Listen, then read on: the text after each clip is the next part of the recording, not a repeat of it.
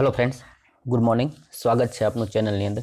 મિત્રો, આપણે જે સ્ક્રીન ઉપર દેખાઈ રહ્યો છે ત્યાં સુધીના ક્વેશ્ચન્સ પૂરા કરી ચૂક્યા છીએ, બરાબર છે। આપણે ગ્રુપ ડીની અંદર વિજ્ઞાનમાં સારા માર્ક કેવી રીતે મેળવી શકીએ એના માટે સરસ મજાના ઓલ્ડ પેપરને સિરીઝ ચાલુ છે। એમાં જે ચોથો ભાગ છે, જે લોકો નવા છે એ જૂના વિડીયોને જરૂરથી જોવે, જેથી કરીને સરસ એવા માર્ક તથા ટોપિક જે છે એ એમના કવર થઈ જશે। ચલો આગળ વધીએ છીએ। આજે પેલો પ્રશ્ન આપ જોઈ રહ્યા છો કે નીચેનામાંથી ક્યુ એક પ્રસરણ વિશે સાચું નથી, બરાબર। તો હવે તમને ખબર હોવી જોઈએ આ જે છે ને પ્રસરણ એ ઉષ્મા જે છે ને હીટ, બરાબર છે, એ ત્રણ રીતે આમ કહી શકાય કે ફેલાય છે, બરાબર। એમાંનો એક પ્રકાર છે કે પ્રસરણ। હીટ જે છે એક જગ્યાએથી બીજી જગ્યાએ કઈ રીતે ફેલાય છે એનો એક પ્રકાર છે જેને પ્રસરણ તરીકે ઓળખવામાં આવે છે। એમાં પૂછ્યું છે કે જે સાચું ન હોય એ તમારે આન્સરમાં કરવાનું છે। પેલું આપ્યું છે, બરાબર, પ્રસરણ એ કણોની ઉચ્ચ કેન્દ્રીકરણથી નિમ્ન કેન્દ્રીકરણ તરફ હલનચલન થાય છે। એ જે વાત છે એ સાચી છે। પ્રસરણ જે છે ને ઉષ્માની અંદર તમને કહું તો કે ભાઈ શું હોય, તો જો માનો કે આ કોઈ એક સરિયો છે, બરાબર, આપણે એક સરિયો છે, તો આ સરિયાને તમે અહીંથી ગરમ કરો, બરાબર છે, તો એ ધીમે ધીમે ધીમે ધીમે ધીમે એ અહીંયાથી લઈને સરિયો છે આગળ તરફ ગરમ થતો હોય છે, બરાબર। તો હીટ જે છે એક જગ્યાએથી બીજી જગ્યાએ ફેલાણી, બરાબર છે, આવી વાત જે છે આ પ્રશ્નમાં કહેવામાં આવે છે। એટલે કે ઉચ્ચ કેન્દ્રીકરણથી લઈ નિમ્ન કેન્દ્રીકરણ તરફ હલનચલન કરે છે, સાચી વાત છે। પછી બીજું ઓપ્શન છે વાયુઓના પ્રસરણનો દર તેમના જથ્થા પર આધાર રાખે છે। જે વાત ખોટી છે। અહીંયા પ્રશ્નની અંદર આ વાત જે છે ખોટી છે। કેવી રીતે? તો કે વાયુ હોય ને એનો પ્રસરણનો દર, વાયુ છે ને એ સૌથી વધારે પ્રસરણ ધરાવે છે, બરાબર। તમે જોયું હશે વાયુમાં તમે અગરબત્તી કરશો તો કદાચ તમે કેવું કહેતા હોય કે પાંચમા ઘરે અગરબત્તી કરી હોય છતાં તમારા ઘર સુધી એનું સુગંધ જે છે ફેલાય છે। એટલે એનો દર જે છે ને જથ્થા પર આધાર ધરાવે છે, એવું અહીંયા કીધું, જે વાત ખોટી છે। ઓકે, પછી ત્રીજું ઓપ્શન છે પ્રસરણ માટે ત્યારે જ શક્ય બને છે જ્યારે પદાર્થના કણો નિરંતર ખસતા રહે। તો એ 100%ની વાત છે, બરાબર છે, કારણ કે એકબીજા કણ છે ખસતા ખસતા જ એકબીજાને આગળ વધારશે। પછી જે વાયુઓના પ્રસરણનો દર પ્રવાહીઓ અથવા ઘન પદાર્થો કરતાં ઉચ્ચ હોય છે, જે હમણાં જ વાત કરી કે વાયુઓ જે છે સૌથી વધારે ફેલાય છે, બરાબર। એટલે એ બધા જે છે એ સાચા છે। ઓપ્શન બીજું જે છે એ સાચું નથી। પછી પ્રશ્ન છે નીચેનામાંથી ક્યુ તત્વ મેન્ડેલીવના સામયિક કોષ્ટકમાં કોઈ ચોક્કસ સ્થાન મેળવી શક્યું નથી। આ પ્રશ્ન જે છે ને એક અલગ અલગ રીતે તમને પૂછશે અને ઘણા બધાને આ ક્વેશ્ચન્સ આવશે। તો આનો આન્સર જે છે હાઇડ્રોજન। તમને એવું બી પૂછશે નીચેનામાંથી એવું ક્યુ તત્વ છે, બરાબર છે, કે જે અધાતુ હોવા છતાં ધાતુ સાથે છે, તો હાઇડ્રોજન છે, બરાબર। અથવા સૌથી પ્રથમ સ્થાન કોણે મેળવ્યું છે? હાઇડ્રોજન। હાઇડ્રોજન એવું નીચેનામાંથી કયું તત્વ છે કે જેના એકમાત્ર એવું તત્વ કે જેના અંદર, બરાબર, તમને ખ્યાલ હોય ઇલેક્ટ્રોન, પ્રોટોન અને ન્યુટ્રોન હોય, બરાબર। તો હાઇડ્રોજન એવી નોટ છે કે એની અંદર આ ન્યુટ્રોનની ખામી છે, ઉણપ છે, એની અંદર માત્ર ઇલેક્ટ્રોન ને પ્રોટોન જ છે, બરાબર। એટલે આવો બી પ્રશ્ન અલગ અલગ રીતે તમને આવશે અને આ પીરિયોડિક ટેબલ એટલે કે આવર્ત કોષ્ટકમાંથી ક્વેશ્ચન છે, એમાંથી 3-4 પ્રશ્ન બધાને જોવા મળશે। પછીનો ક્વેશ્ચન જે છે એ રિઝનિંગમાં લઈ શકો અને વિજ્ઞાનમાં બી લઈ શકો કે આમાંથી વિષમને શોધો। જો ફૂલ, નીંદણ, પાંદડા અને દાંડી, બરાબર છે, આ વસ્તુઓને લીધી। ઓપ્શન બી જે છે નિંદામણ। હવે તમે જોશો ફૂલ છે, પાંદડા અને દાંડી જે છે એ એક વનસ્પતિ કે છોડના ઉપર ના અંગ છે, જ્યારે નીંદણ છે એ આપણે એમ કહી શકાય કે ભાઈ કોઈ વનસ્પતિ છોડની બાજુમાં અનિચ્છીય ઉગેલું, જેની જરૂર નથી અને એવું ઉગેલું હોય એને આપણે કહીએ નીંદણ, વધારાનું ઘાસ। આ એક પ્રશ્ન છે ને મેથ્સનો છે, મને સારો લાગે છે એટલા માટે લઈ લઉં છું, કારણ કે આ કોકને તો નડશે જ આવો પ્રશ્ન, બરાબર છે। અહીં એક તમારો ટોપિક ક્લિયર થાય એટલા માટે લઈ લઉં છું। એક સામાન્ય બહુકોણના આંતરિક તથા બાહ્ય ખૂણાઓનો ગુણોત્તર 4:5 છે, તો તે બહુકોણની બાજુઓની સંખ્યા કેટલી? આવો પ્રશ્ન છે ને તમને અલગ અલગ રીતે 2-4 સ્ટુડન્ટને તો આવશે જ। કહેવામાં કે માનો કે કોઈ આવું બહુકોણ છે કે એના કોણ કેટલા છે એ આપણને ખબર નથી, પણ એના અંદર માનો કે ભાઈ આ રીતે છે, તો કે અંદરનો ભાગ અને આ બહારનો ભાગ જે છે એના બહુકોણનો ગુણોત્તર 4:5 આપ્યો હોય તો આ કેટલી બાજુ ધરાવતું હશે, બરાબર। તો તમને એક સિમ્પલ વસ્તુ કહી દઉં હું કે જો આ રીતના માનો કે અંદરનો ભાગ છે ને આમ હું બહાર લંબ લગાવું તો આ બંને જે છે ને એ 180નો કોણ બની જાય। કેટલો બને? 180નો કોણ બને। તો તમને અહીંયા એ જ આપી દીધું છે કે ભાઈ 4:1, બરાબર। એટલે આ રીતના જે છે ને તો આપણે કહીએ 4 ને 5 થશે, એ 5 ગુણોત્તર જે છે એ બરાબર છે કોના? 180ના। તો 5 તેરીને 15 બરાબર છે, વધશે 3. પછી આ શૂન્ય અહીંયા મૂકશું એટલે 5 6 30. તો કેવા એ માંગે છે કે ભાઈ 1 બરાબર 36 થયા. તો હવે તમને એ ખબર હોવી જોઈએ કે ભાઈ આંતરિક અને બાહ્ય કોણો, બધા બાહ્ય કોણનો સરવાળો જે છે ને એ 360 થાય અને એક જે છે એ 36નો આવે, એટલે 36 36 ઉડી ગયા, બરાબર વધ્યું 10. તો આ જે બહુકોણ હશે ને એ તમારું શું હશે, તો કે ભાઈ એની અંદર 10 બાજુઓ હશે, બરાબર. મને સારો લાગ્યો એટલા માટે સાથે સાથે એની પણ ચર્ચા આપણે અહીંયા કરી દીધી છે મિત્રો. પછી આ જે ક્વેશ્ચન છે મેં હમણાં કીધું આવર્ત સારણી એટલે કે આવર્ત કોષ્ટકમાંથી પ્રશ્ન, નીચેનામાંથી કયું ઊંચા તાપમાને બરાબર ઓક્સિડાઇઝ થતું નથી, બરાબર છે. ઊંચા તાપમાને એનું પોતાનું ઓક્સિડાઇઝ ન થાય અથવા તો બળતું નથી એવું, બરાબર છે. તો મિશ્ર ધાતુઓ જે છે, બરાબર, આપણે વાત કરીએ ને કે ભાઈ ધાતુઓ હોય છે પછી અધાતુઓ હોય છે, તો આ બંનેમાં અલગ અલગ લક્ષણ છે, પણ બંનેની લક્ષણની સામ્યતા કોઈ એકની અંદર જોવા મળે તો એને મિશ્ર ધાતુ તરીકે ઓળખવામાં આવે છે. તો અહીંયા વાત કરીએ નીચેનામાંથી કયું ઊંચા તાપમાને ઓક્સિડાઇઝ થતું નથી, તો મિશ્ર ધાતુઓ જે હોય એનું ઓક્સિડાઇઝ ઊંચા તાપમાને થતું નથી. પછી પ્રશ્ન છે અણુ શબ્દ કોણે આપ્યો? જો અણુ, પરમાણુ, ઇલેક્ટ્રોન, પ્રોટોન, ન્યુટ્રોન્સ આ બધા જે છે ને એ એવું કહી શકાય કે ભાઈ વિજ્ઞાનના જીવ છે, બરાબર, એના મુખ્ય અંગો છે. એમાંથી પ્રશ્ન 100% આવશે. તો એની અંદર પહેલાં તો કહેશે અણુની વ્યાખ્યા કોણે આપી, સૌ પ્રથમ અણુ વિશે કોણે શું કીધું, બરાબર છે. જ્હોન ડાલ્ટને શું કીધું, રુધરફોર્ડ થયા એણે શું આપ્યું, થોમ્સન છે એણે શું વ્યાખ્યા કરી.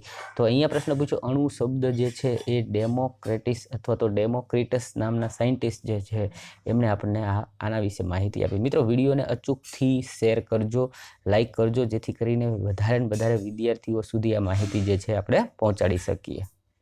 નેક્સ્ટ છે નીચેનામાંથી કયા ધાતુઓ ઓરડાના તાપમાને, બહુ ઈઝી ને સિમ્પલ વર્ષોથી આવતો પ્રશ્ન છે પારો. આના વિશે કંઈ ચર્ચા કરવાની જરૂર નથી, બરાબર. પારો જે છે ઓરડાના સામાન્ય તાપમાન જે હોય ત્યારે તે પ્રવાહી સ્વરૂપમાં જ હોય છે. નેક્સ્ટ ક્વેશ્ચન છે તે પ્રક્રિયાનું નામ આપો જેમાં ધાતુ પર તેની આજુબાજુના પદાર્થો જેમ કે ભેજ, એસિડ વગેરે દ્વારા હુમલો કરવામાં આવે છે, બરાબર છે.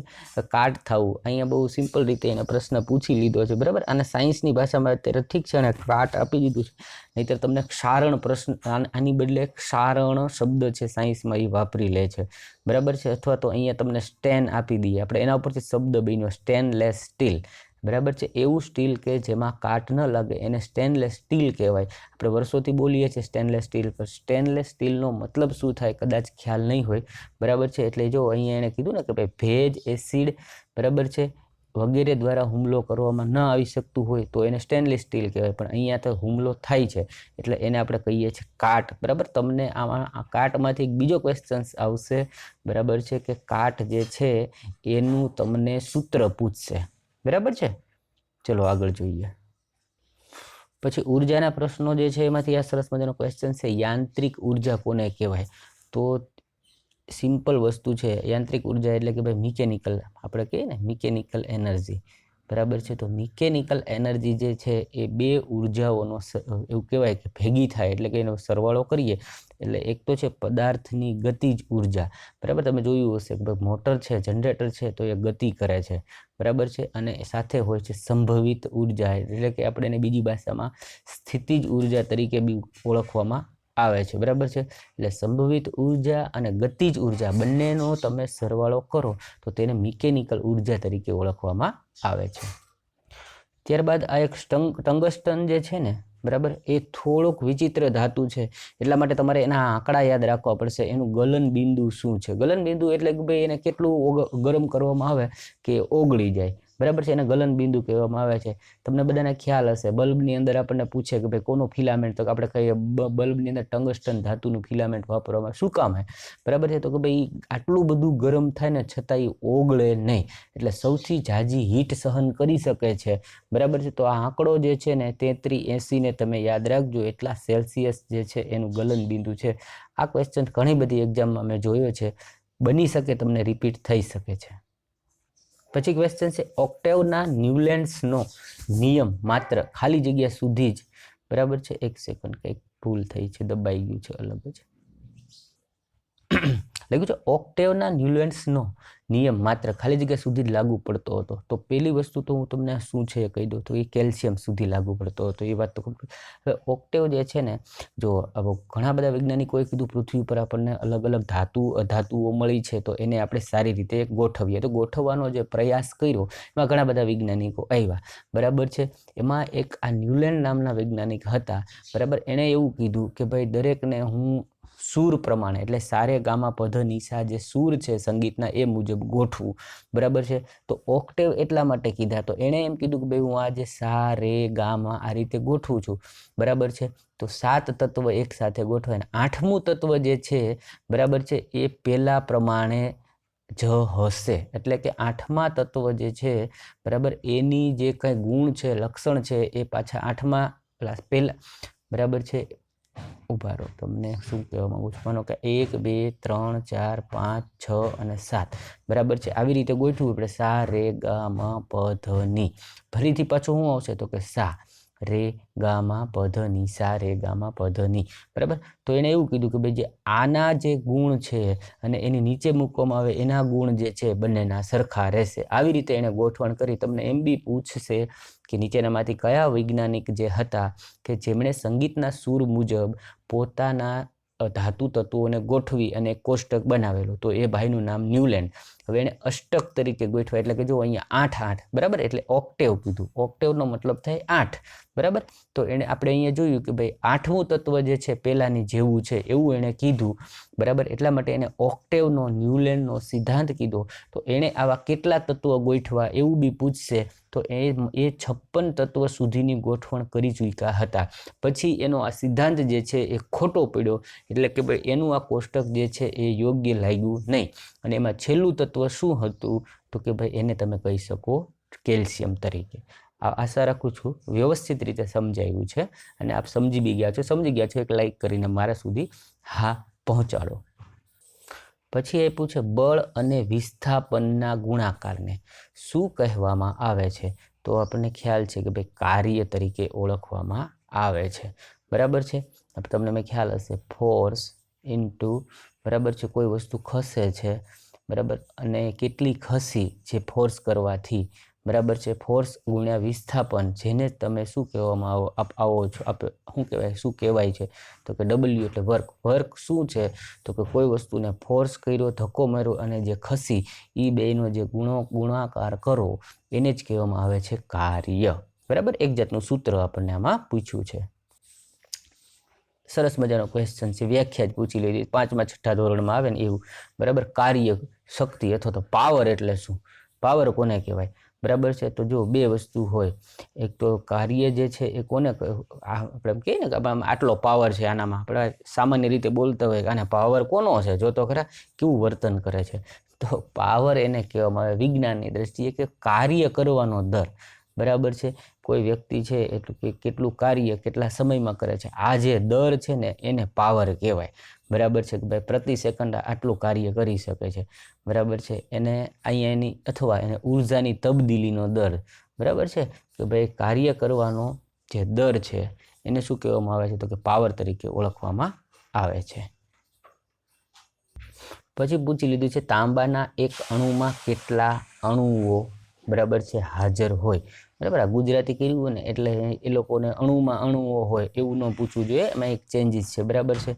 એક એટમની અંદર કેટલા મોલિક્યુલ્સ અથવા એક મોલિક્યુલ્સમાં કેટલા એટમ્સ, આવો શબ્દ એને વાપરવો જોઈએ. પણ ગુજરાતી કર્યું હોય એટલે અણુમાં અણુ થઈ જાય, બરાબર છે. તો કંઈ છે નહીં, આ એક ફિક્સ આંકડો છે એ તમને ખબર હોવી જોઈએ. જો મારા ખ્યાલથી આ જ પેટર્નનો પ્રશ્ન છે બિન સચિવાલયની જે રદ થયેલી પરીક્ષા હતી મેં એમાં જોયો તો એમાં બી આવો એક ક્વેશ્ચન્સ છે, કોને રિલેટેડ છે પણ હા ફિગર આ ટાઈપ જ છે. તમે કદાચ ચેક કરજો, તમારી પાસે જૂનું પેપર પડ્યું હોય તો જોઈ લેજો.